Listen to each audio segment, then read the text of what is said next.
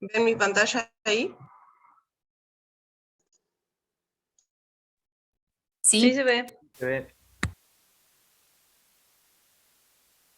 Bueno, el que quiera prender la cámara, bienvenido sea, así nos vamos viendo las caras.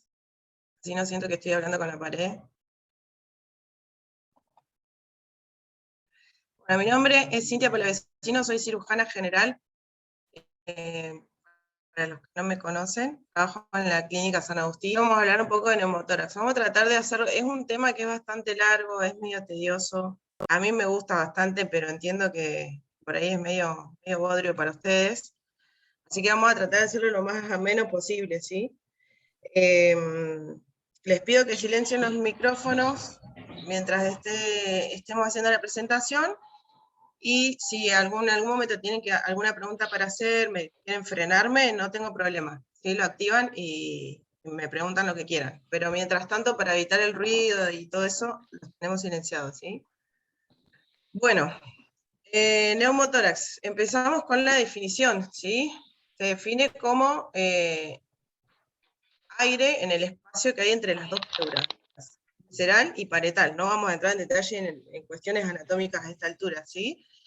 Se separan las dos pleuras que habitualmente están juntas y lubricadas por unos mililitros de líquido que hacen que no haya fricción entre ellas dos durante los movimientos respiratorios, pero no tiene que haber aire en ese espacio. Cuando hay aire, eso es un neumotórax, y está acompañado siempre por algún grado de colapso pulmonar, ¿sí?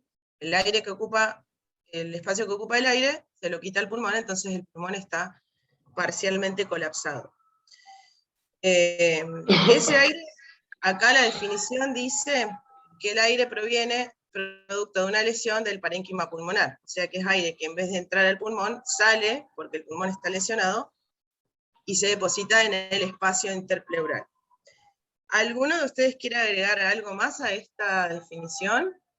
¿Les parece que falta algo? ¿O está completa?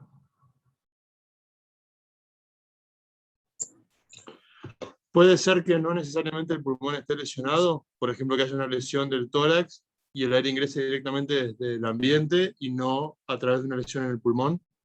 Perfecto, muy bien. El aire no siempre viene del pulmón, es lo más frecuente, digamos, que pase. Pero no es el único lugar donde puede venir ese aire. Puede venir desde el exterior cuando hay una solución de continuidad de la pared torácica.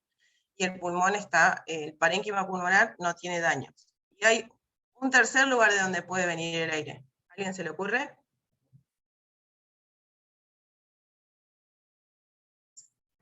De la cavidad abdominal. No. En el abdomen no hay aire habitualmente, a no ser que estemos haciendo una cirugía laparoscópica y el paciente tenga un daño en el diafragma, digamos.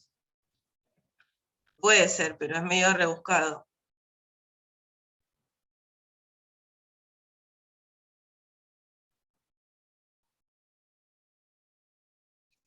Puede haber infecciones a nivel pleural, a nivel espacio pleural, empiemas con gérmenes productores de gas. ¿Sí? Entonces, el aire o el gas que hay ahí está producido por gérmenes. Obviamente no son neumotórax grandes, pero sí puede pasar, es más raro. Esos son los tres lugares o las tres causas que podemos encontrar en neumotórax sin que sea iatrogénico, ¿no? Sin que lo causemos nosotros por algún procedimiento. Bien, y el grado de colapso pulmonar y de la reserva respiratoria, funcional respiratoria del paciente va a depender de la afectación respiratoria que tenga ese paciente, ¿sí? Por ahí un neumotórax pequeño en un paciente joven, sano, que tiene un pulmón subyacente sano y un pulmón contralateral sano, no le va a generar tanta afectación en el compromiso respiratorio. Pero el mismo neumotórax, por más que sea pequeño, en un paciente que tiene un pulmón dañado, un paciente dañoso, puede generarle más compromiso. Entonces el compromiso respiratorio, de la función respiratoria, no va a depender solamente del grado de neumotórax, sino de la reserva respiratoria que tenga el paciente, ¿sí? Eso ténganlo en cuenta siempre. ¿Por qué? Porque eso nos va a definir la conducta también. Después más adelante, cuando hablemos del tratamiento, en líneas generales los neumotórax pequeños, grado 1, ya vamos a ver la clasificación, hay una fuerte tendencia a no hacerle nada a esos neumotórax, nada invasivo, digamos, sino que esperar que se reabsorban. Pero si ese neumotórax genera un compromiso importante de la función respiratoria del paciente, porque el paciente no tiene una capacidad funcional respiratoria buena de base, hay que hacer algo con ese neumotórax. ¿Sí? Bien, clasificación la podemos clasificar de muchas formas dependiendo qué tomemos nosotros para clasificarla. Por ejemplo, esta clasificación es por la causa del neumotórax, pero hay clasificaciones por la tensión que genera en la cavidad torácica.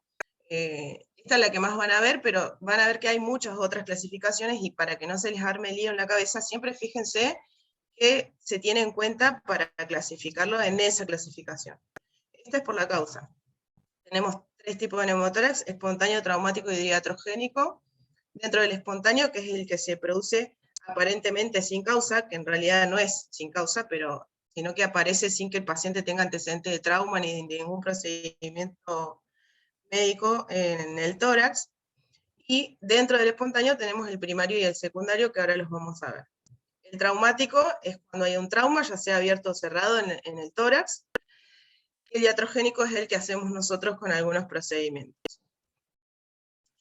Dentro del espontáneo decíamos que teníamos el primario, que es sin causa subyacente aparente. ¿Por qué decimos esto? Porque son pacientes que aparentemente tienen un pulmón sano, ¿sí? No son pacientes de EPOC, por lo general se da en pacientes con edades tempranas, entre la segunda y tercera o cuarta década de vida, y a predominio en sexo masculino. Otra cosa que es bastante habitual en estos pacientes es que son pacientes longilíneos, ¿sí? Pacientes flacos y altos, y eso tiene que ver con trastornos del colágeno que se producen en el crecimiento muy rápido durante la adolescencia. Eso genera que las fibras colágenas del pulmón se elonguen demasiado, y eso genera debilidades en el pulmón que producen bullas. Las bullas se rompen y generan neumotórax espontáneo, ¿sí? Por lo general se da en los vértices del pulmón, porque es en la zona en la que, ¿se acuerdan la relación BQ, ventilación-perfusión, que veíamos en fisio? En la zona de los vértices hay más ventilación que perfusión. Entonces el pulmón se distiende más ahí arriba, y si las fibras están medias débiles, se forman las bullas que se rompen. Después tenemos el neumotórax espontáneo secundario, que se da en pacientes más añosos, mayores de 50 años habituales, y un pulmonar previo, ¿sí? La más común es la EPOC, que también genera bullas.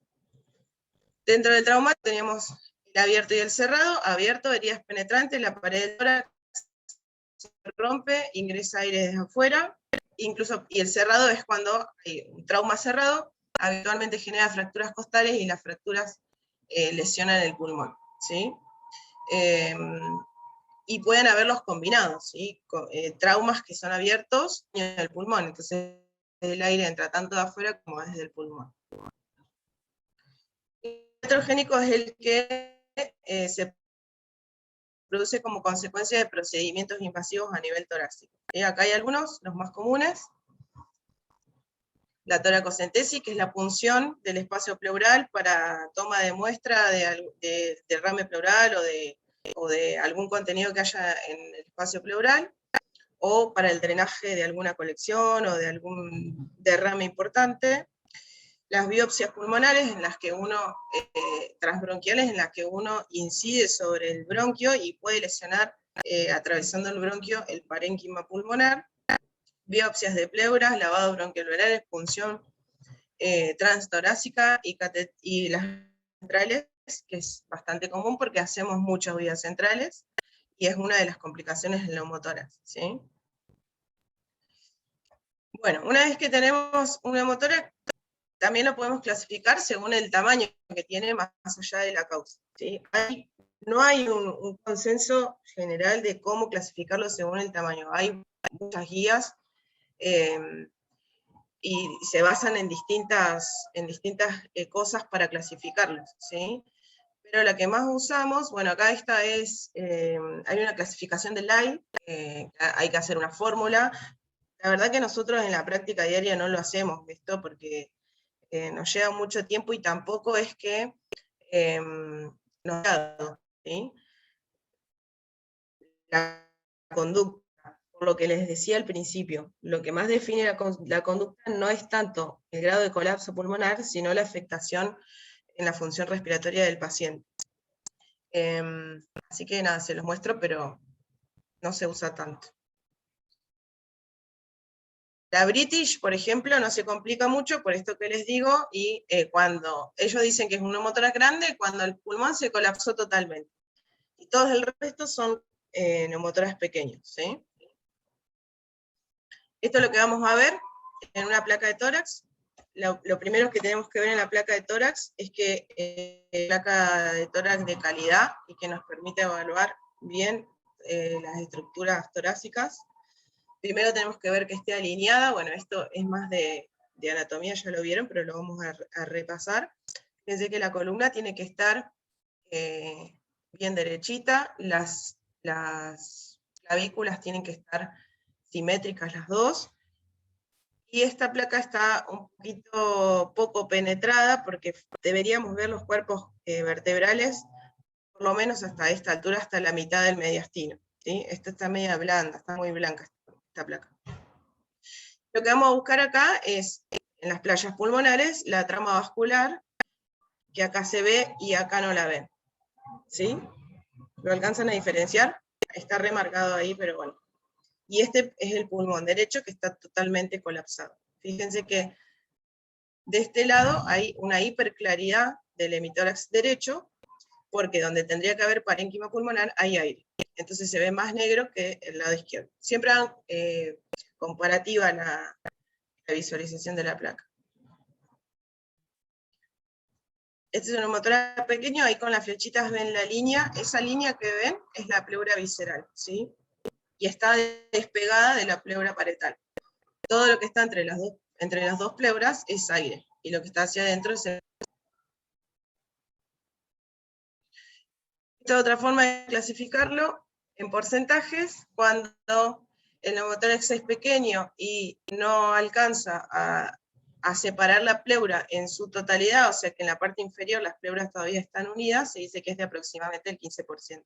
Cuando la separa totalmente del 30%, y cuando la línea de la pleura visceral está por dentro de una línea imaginaria que divide el hemitórax en dos, es de más del 70%. Bien, ¿qué vamos a encontrar en la placa? Más o menos lo veníamos charlando. Siempre tenemos que pedir una placa de tórax, de frente, con proyección póstero-anterior, que es la que pedimos siempre, es la común, en bipedestación y en inspiración forzada, ¿sí? No se pide siempre, para los neumotórax, cuando uno sospecha neumotórax, no se pide siempre expiración forzada. Por ahí lo van a ver que lo hacen habitualmente. Primero se pide una placa inspirada, que es la que pedimos siempre para todo, ¿sí?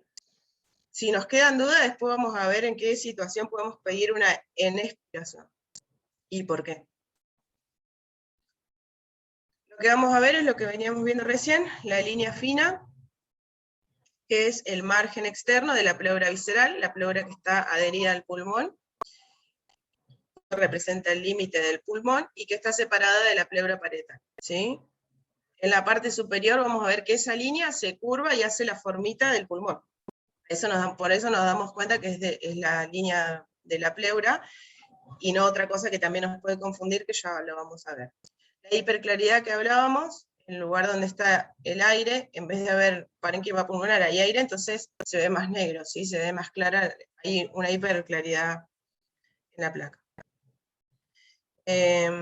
Puede existir desplazamiento mediastínico, descenso del hemidiafragma de ese lado, y ensanchamiento de los espacios intercostales. ¿En qué situación les parece a ustedes que puede pasar esto que acabo de leer? Desplazamiento del mediastino, descenso o aplanamiento del diafragma. ¿A alguien se le ocurre? ¿En todos los neumotórax?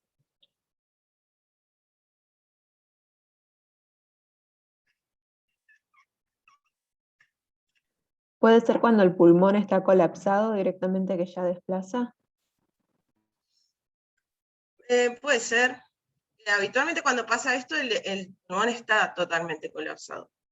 Esto pasa en los neumotórax a tensión o en los neumotórax hipertensivos, ¿sí? Que se genera un aumento de presión en ese espacio, en el espacio pleural, y desplaza todas las estructuras, tanto el mediastino hacia el otro lado como el diafragma hacia abajo, y hay como una hiperinsuflación del hemitórax de ese lado, y eso hace que se separen las costillas y los espacios intercostales se vean más grandes. Pero no es habitual en los neumotórax más chicos. Otra cosa que vamos a ver es la ausencia de la trama vascular del pulmón, que es normal que la veamos. Obviamente que es más densa cerca de los vilios pulmonares, porque es donde los vasos son más grandes, y hacia la periferia se va viendo menos, pero cuando hay un neumotórax vamos a ver esa falta de la vascularización del pulmón. Y otra cosa, en los neumotórax que llevan algún tiempo de evolución sin resolverse, aparece el signo de menisco, que está dado por la asociación de un derrame pleural por el neumotórax, ¿sí? Las pleuras viscerales, la pleura visceral y la parietal, deben estar en contacto para tener un funcionamiento normal. Ustedes saben que hay una escasa cantidad de líquido que las lubrica, y ese líquido no es estático, es un líquido que tiene circulación, que se produce en una pleura y se reabsorbe en la otra. Entonces, cuando las pleuras están separadas, esa circulación normal del líquido se altera y se empieza a juntar líquido con el pasar del tiempo. Entonces, si ustedes ven un neumotórax que está asociado a un poco de derrame pleural, ya saben que ese neumotórax no es reciente, porque lleva un tiempo, que fue el tiempo necesario para que se altere la circulación de ese líquido y se empiece a juntar en el espacio pleural. Y lo vemos en la placa y se llama el signo de menisco, que ahora lo vamos a ver. Acá tienen un ejemplo, una placa media fea, pero acá en una línea. Sí, no siempre van a tener placas de calidad, así que hay que entrenar un poco el ojo. Esta es la línea que... ¿Ven mi flechita ahí ustedes? Sí. se ve. Bien. Esta línea corresponde a la pleura visceral, ¿sí? Que está separada de la pleura parietal. ¿Y acá? ¿Quién se anima?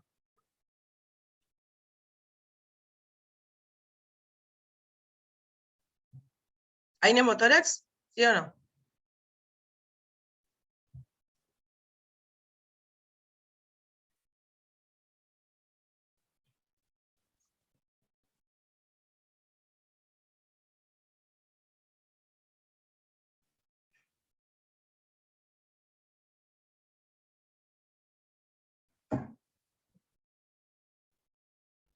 Hay un neumotórax derecho, pero es tan mínimo que puede pasar desapercibido. Va acá la línea, ¿la ven?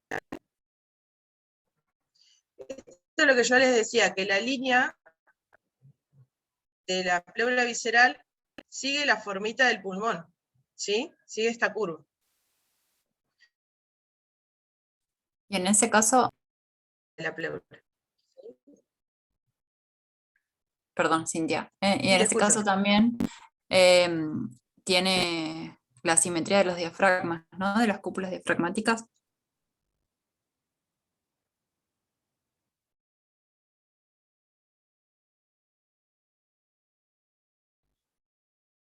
Te escucho muy cortado, de vuelta. Que si en este caso también tenemos que ver la asimetría de las cúpulas.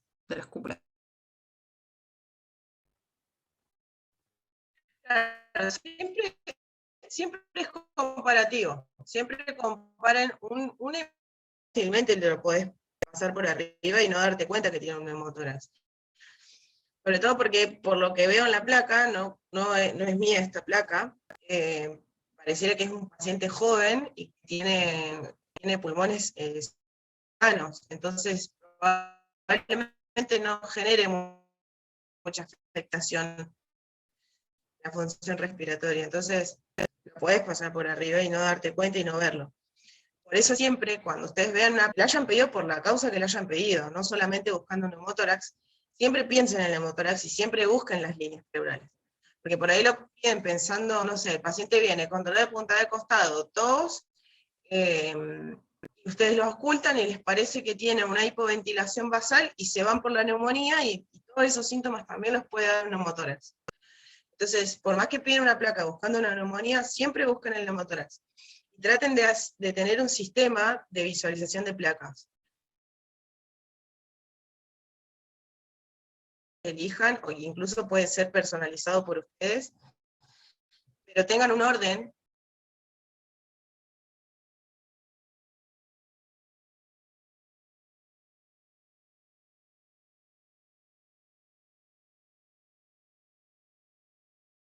Neumotórax, si no hay neumotórax, si hay condensación. Después veo la parte ósea, si hay fracturas costales. Entonces tengan un orden, porque así no se les va a pasar nada. Y en ese sistema que ustedes, en el momento que van a ver parénquima, buscan el neumotórax. Siempre.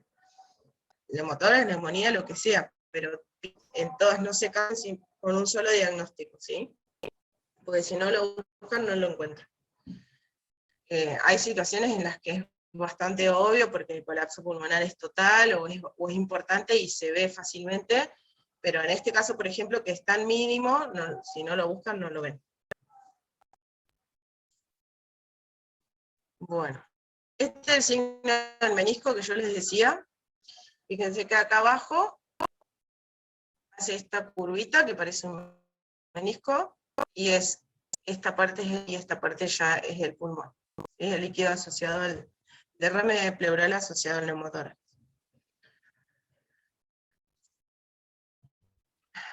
Bueno, esto ya lo charlamos. Acá está ampliada la que veíamos recién, en la línea pleural, sigue la formita del pulmón.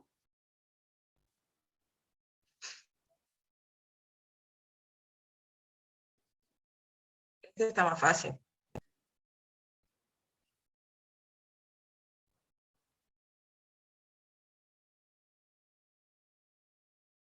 ¿Quién se anima?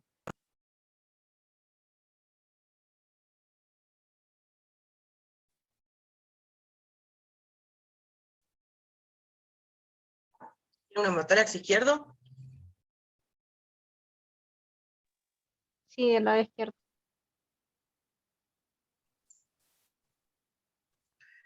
No, es un pliegue cutáneo.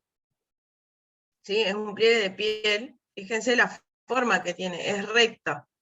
Y acá arriba sigue derecho. ¿Sí? No hace la formita que veíamos antes. Entonces hay cosas que nos pueden confundir. Esta placa lleno de cable del paciente, es un paciente que está en terapia intensiva y la placa se la hacen con un portátil. Entonces, no es muy buena calidad la placa. ¿Me escuchan bien o me escuchan cortado?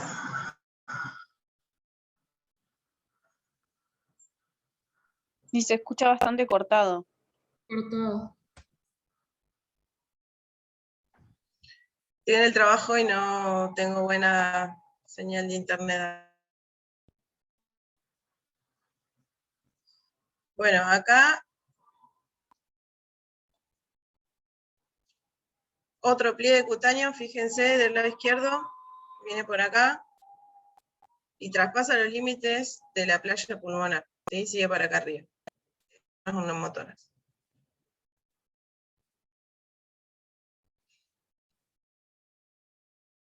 Esto es lo que veníamos charlando, cuando hay un pequeño nivel de aire líquido en el ángulo costofrénico, que es el signo del menisco, es un indicativo de un neumotórax sutil. La ausencia de la vasculatura periférica es un signo indirecto del neumotórax, o sea, de la vasculatura pulmonar. Puede conducir a un diagnóstico falso de neumotórax, los pliegues, las bullas y otras cuestiones que también nos pueden confundir. ¿Sí? Acá tenemos otro neumotórax pequeño, que acá se ve la línea, que sigue la forma del pulmón, y acá tenemos el signo de menisco. ¿Sí? Este es un neumotórax pequeño, pero que lleva algunos días porque se alcanzó a juntar líquido en el espacio pleural. Esto es lo que hablamos de la placa en expiración, ¿sí? Cuando el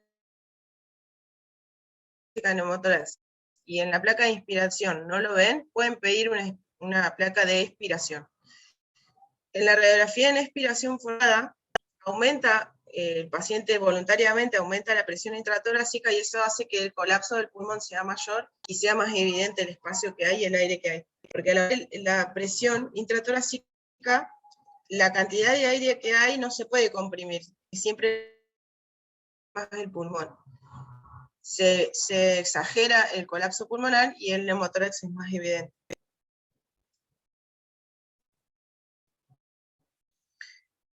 Bien. Neumotórax espontáneo, los signos que ya veníamos viendo van a ver mismos. Acá tienen ejemplos. Y esto es un neumotórax espontáneo parcial. La separación de las pleuras es en una sola zona, no es en todo el pulmón. Pues esto puede ser porque el neumotórax es pequeño o puede ser porque sea un pulmón que tiene adherencia por otras cuestiones previas y eso hace que las pleuras estén adheridas y no se separen completamente. Esta sí es un neumotórax espontáneo completo, la separación es completa.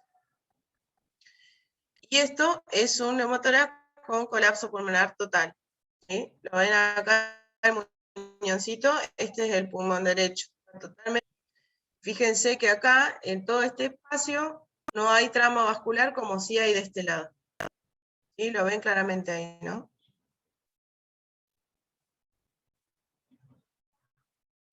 ¿Y acá qué pasó?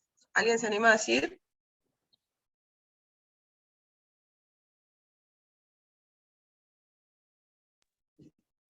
Está desplazado el mediastino a la izquierda. ¿Y eso cuándo pasaba? En el neumotórax, atención. Perfecto. Esto es una neumotórax de atención.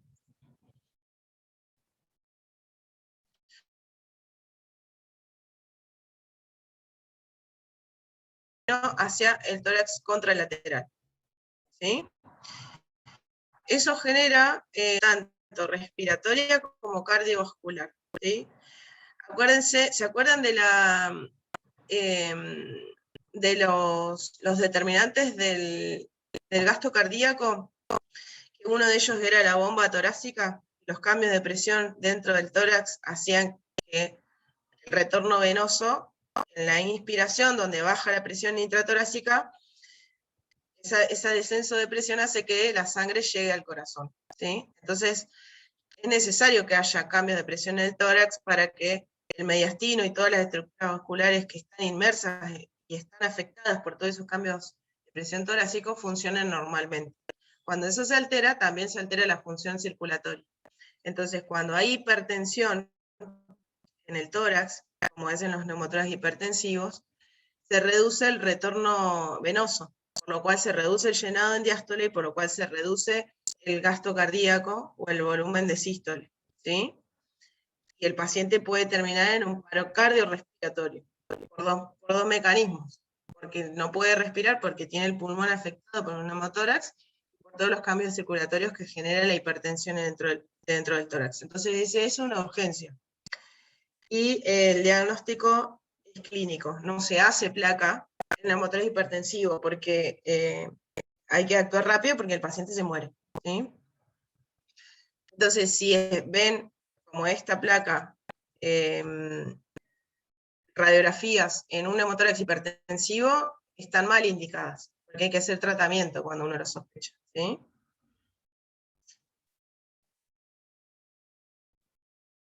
Acá lo mismo.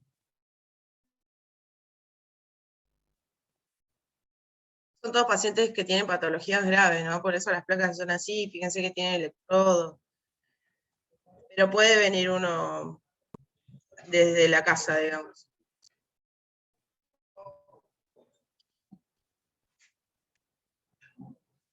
Puede haber neumomediastino, que es cuando hay aire en el mediastino y es sugestivo, es como un signo indirecto de que hay un neumotórax también. Entonces, cuando vemos el neumomediastino, tenemos que ir a buscar el neumotórax. Ahí se ve un poquito, son como líneas en las que más oscuras, que es aire en el mediastino.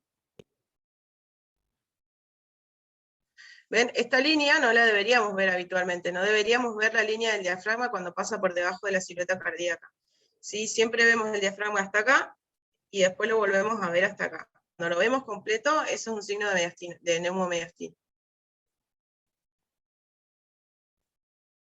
Lateral también se ven esas líneas, columnas negras. Acá lo mismo que les decía del diafragma, ven cómo se ve el corazón ahí apoyado en el diafragma. Otra cosa que vemos acá son bullas pleurales que a veces confunden el diagnóstico, y es un diagnóstico diferencial de neumotórax. Las bullas cuando son grandes y no están rotas parecen neumotórax, pero no lo son.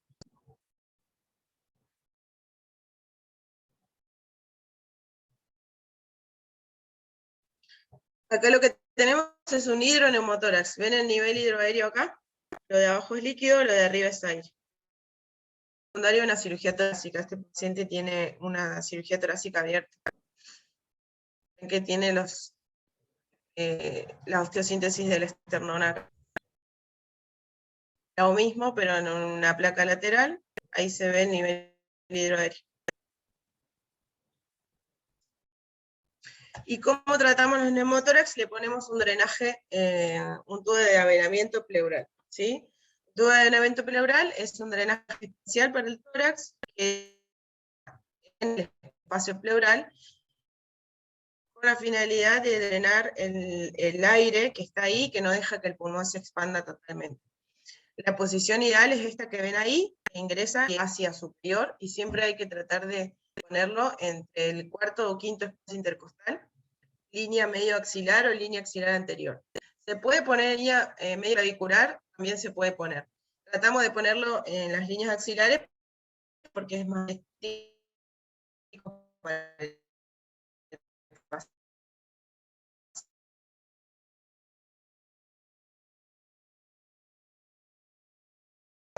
Hacer una descompresión con cualquier aguja que ustedes tengan ahí a mano, línea medio clavicular, quinto, cuarto intercostal.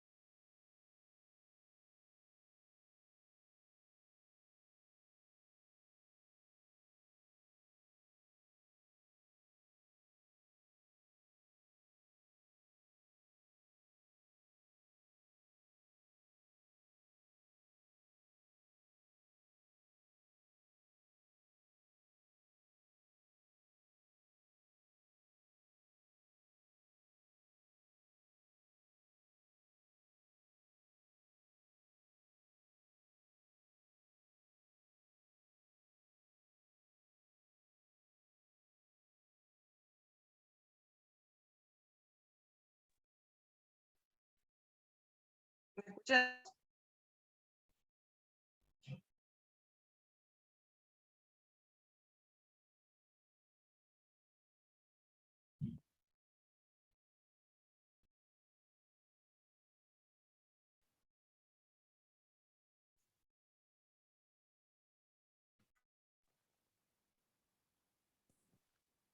Sí, ahora sí, Doc.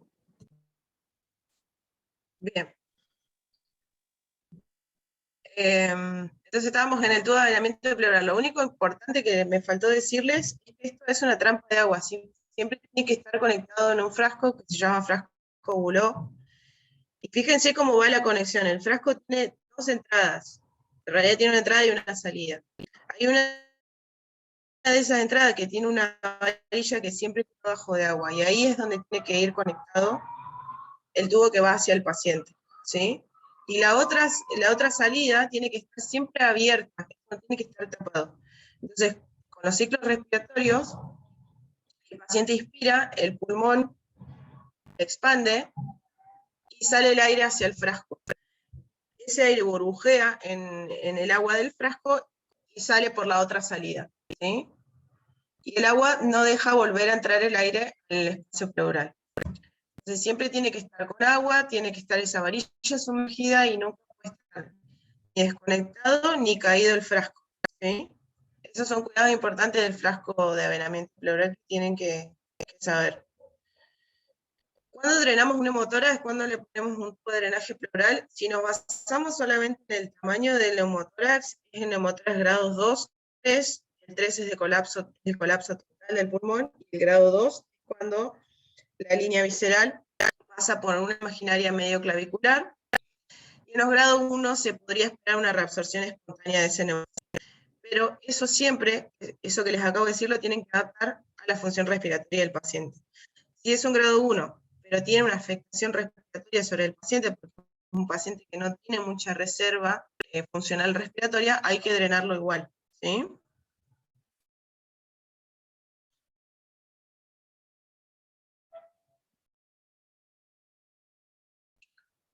Bien, ¿tienen alguna duda sobre esto? Sí, yo en donde estoy yendo a cursar ahora, tuve la oportunidad, o tuvimos la oportunidad con algunos compañeros, varios de estos tubos de avenamiento, y en el pase suelen referir a uno de los residentes como dos características fundamentales importantes, que oscila y burbujea, o que no oscila y no burbujea, o cualquier combinación de estos dos fenómenos, ¿no? Ahora me quedó claro el tema del burbujeo, porque se produce, ahora me quedó claro, pero el oscilamiento, que entiendo que es en el tubo y no en el frasco, no entiendo bien a qué fenómeno obedece y por qué es importante para saber si el tubo está funcionando bien. La oscilación es importante para saber que el tubo no está bloqueado, o sea, que no está tapado, ¿sí? Sino que está en el espacio pleural y está permeable, o sea, que está funcionando. Puede ser tanto la columna de agua sobre la varilla en el frasco, que es esta, que sube y baja con los movimientos respiratorios del paciente. Y otra cosa que podés ver oscilar es que dentro del tubo, ese líquido pleural que se intenta formar cuando están separadas las pleuras, también se drena por el tubo, como el líquido de derrame pleural que va asociado al neumotórax. Entonces a veces queda un poco de ese líquido en el tubo, y vos lo ves oscilar, y eso significa que el tubo está en el espacio pleural porque está siendo afectado por los cambios de presión del espacio pleural. ¿Se entiende? Sí, perfecto, muchas gracias. Bien. ¿Alguna otra duda? Yo no pude escuchar lo de la línea axilar, la línea... se me cortó ahí justo internet. ¿O se cortó? ¿De los grados? ¿Grado 1, grado 2, grado No, 3? cuando mencionaba lo de la línea axilar, no sé quién me había mencionado ahí, que se cortó. ¿De ¿En dónde se dónde pone el tubo? eso? Para drenar, los tubos para drenar neumotórax, lo podemos poner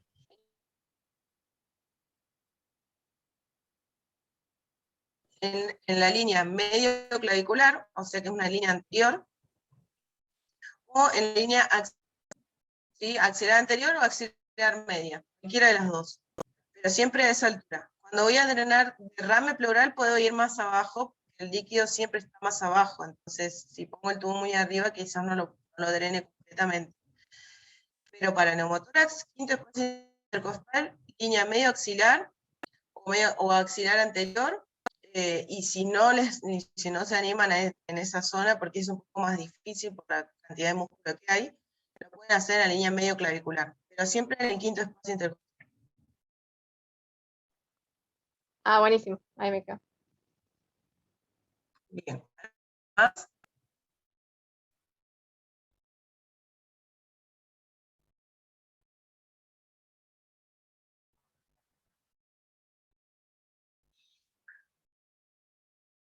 Bueno, si quieren, o les dejo mi mail en el chat en este momento y me escriben cualquier cosa que necesiten, ¿sí? Bueno, perfecto. O sea, es mi nombre, @gmail.com.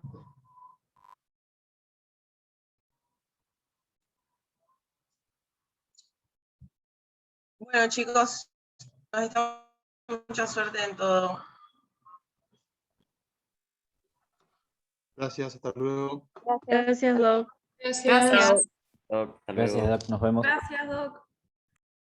Chau, chau.